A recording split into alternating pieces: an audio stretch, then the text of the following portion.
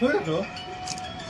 পুরা ডিটেলস কইবা সপ্তাহে কবে টার্ন বইছে এবং কি খেলা হইতেছে কারা করতেছে এগুলো ডিটেলস। আজকে আমাদের ক্লাবের খেলা 1957 থেকে চলতেছে।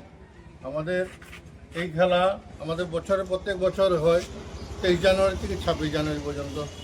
আমাদের এখানে আর্ট কম্পিটিশন, বাচ্চাদের দৌড়, বাচ্চাদের চকলেট খেলা এবং বড় মেয়েদের মিউজিক্যাল চেয়ার এইসব খেলা হয় সবসময়। আমাদের মাঠে আজকে অনেক বছর ধরে অনেক প্রবলেমের মধ্যে চলছে। সেই প্রবলেম আমরা মাননীয় মন্ত্রী কৌশিক রায়কেও জানিয়েছি এবং উনি আশ্বাস দিয়েছিলেন যে আমাদের এই মাঠের সংস্কারের জন্য উনি ফান্ড দেবেন। তো আজকে এই দুটা পেয়ে যাই তাহলে এই বৃহত্তর মালগ্রামে দুটো মাঠ, একটা হচ্ছে ইটখোলা মাঠ, একটা হচ্ছে আমাদের মালগ্রাম উদয়শঙ্কর মাঠ। এই দুই মাঠেই আমাদের অনেক পরিবর্তন, অনেক বাচ্চারা খেলাধুলা অনেক কিছু শিখতে পারবে। তাই আমি অনুগ্রহ করব সবাইকে যে আমাদের এই মাঠের সম্বন্ধে সবাই আগে আসুন এবং মালগ্রামবাসীকে খেলাধুলা, ফুটবল খেলা, ক্রিকেট খেলা সবসময় আসার জন্য। আজকে আমাদের এখানে ক্রিকেট চলছে, অনেক ক্লাব যেমন ধরুন সোনারীপট্টি এবং পোস্ট অফিস, তারপর পাঞ্জাব ব্যাংক, এখন ইদানিং খেলবে আমাদের কোর্ট, হাইকোর্ট, আমাদের লোকাল কোর্টের প্লেয়ার অ্যানুয়াল প্রোগ্রাম তারা করবে এবং তারা 31 এবং 1 তারিখে তারা প্রোগ্রাম করবে। তাই আমি সবার কাছে অনুরোধ রাখছি যে আপনারা এই মাঠ সম্বন্ধে সবাই এগিয়ে আসুন এবং আমাদের সহযোগিতা করুন। ধন্যবাদ। আপনার ভালো নাম? আমার নাম Gautam Das, general secretary Uday Shankar club. একটা সময় ছিল যখন আপনারা নেতৃত্ব দিতেন এবং সেই জায়গায় আমরা দাঁড়িয়ে দেখি যে আমরাও খেলেছি এই মাঠে ক্রিকেট টুর্নামেন্ট।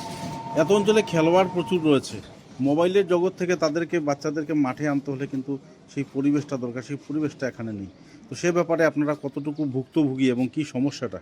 ব্যাপারটা হচ্ছে কি, আজকাল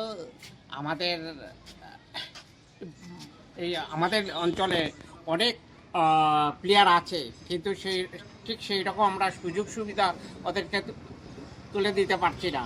প্লাস আরও সবচেয়ে বড় ব্যাপারটা হচ্ছে আমাদের যে ফুল ফিল্ডের যে ইভেন্টগুলো আমরা করতে পারছি না। গত বেশ কয়েক বছর থেকে আমাদের এই ফুল গেমগুলো বন্ধ, কারণ মাঠের এই পরিস্থিতির জন্য। আর আমরা আগামীতে যদি মাঠটা সুন্দর হয় তখন আমরা চেষ্টা করব এই বড় ফুটবল বা ক্রিকেট এই ধরনের বড় কোনো কিছু আয়োজন করার। আমাদের এখানে পাড়ায় অনেক ট্যালেন্ট ছেলেরা আছে, শুধু ওই মাঠের জন্য বা আমাদের যোগান দেওয়ারভাবে আমরা ওদেরকে আরও উঁচু লেভেলে নিয়ে যেতে পারছি না। আজকে ধরুন আপনারা বলছেন যে আমাদের বাচ্চাদের যে আজকে মোবাইলে যা খেলা হচ্ছে এরা এখানে আসছে না, এর জন্য দায়ী হচ্ছে আমরা নিজেরা গার্জিয়ান। আজকে আমরা যদি গার্জিয়ান যদি এদের পক্ষ হয়ে ওদেরকে ইনিশিয়েট করি যে আমরা মাঠে যাও, খেলাধুলা করো, স্পোর্টসে আসো, আর্ট করো, এইসব যদি এরা যদি গার্জিয়ান যদি না আসে এগিয়ে, আমরা এই বাচ্চাগুলোকে কখনো পরিবর্তন করতে পারবো না, যতই আমরা চেষ্টা করি।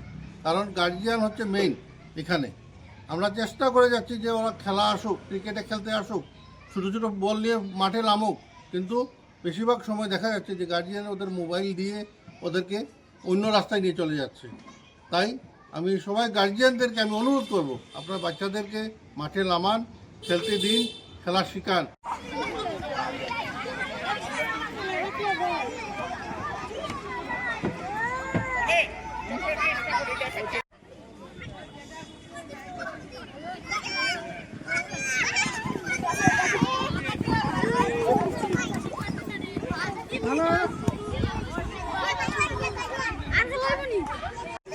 আমি বুঝলাম না।